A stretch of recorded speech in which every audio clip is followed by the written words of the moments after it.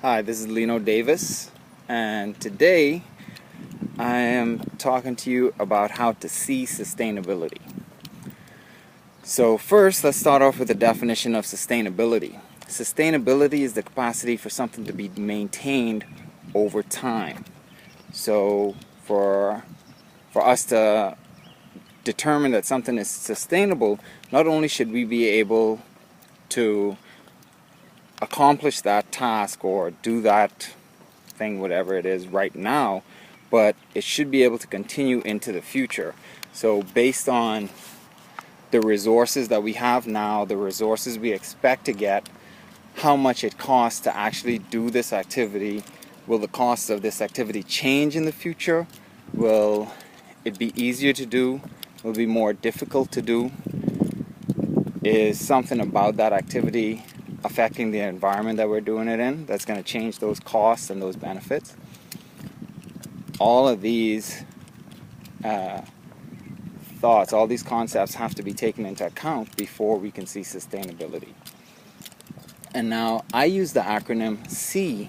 When we see sustainability, we look at S is social, the first E is economics, and the second E is environmental. So we want to see social sustainability. We want to make sure that the activities that we conduct don't negatively impact our social structure. So things that support racism, that support or that cause greater intellectual disparity. So making a greater number of people ignorant or withholding education from a greater number of people, these things are socially unsustainable. Next we have crime. So things that promote crime, that's socially unsustainable. Things that promote lying. So if you deny facts or you deny accountability, that's unsustainable. Basically, if we could get everyone to do the same thing or everyone to be impacted in the same way, would that destroy our society? And so those things like crime, lack of education and stuff, we wouldn't want everyone to be a dumb criminal. That would be bad. So next we have economic sustainability. Economic sustainability is really specific to human beings because we use money to measure the value in just about everything. But if we consider economic sustainability as the expenditure of resources instead, not just money, how much do you pay to get a return? Anything that is economically unsustainable, it means either you're paying the same amount and you're getting worse and worse returns over time, or you're paying more and more each time and you're getting the same thing. That's really not sustainable. Or if you're paying so much that at one point you will no longer be able to afford it, that's not sustainable because it can't keep going in that trend and still have you receive the same benefits. So we want to look at things that are increasing in cost or destroying our resources. Things like overfishing, over-harvesting our forests.